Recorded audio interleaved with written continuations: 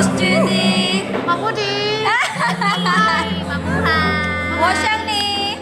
You are looking for? I'm looking for the Pocky. Wala pera? Pocky, I love you! Wala pera, walang usap. Wala pera, walang usap.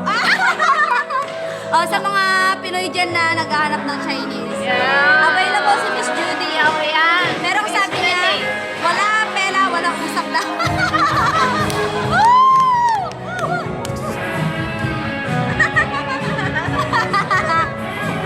No Pocky, no Pocky.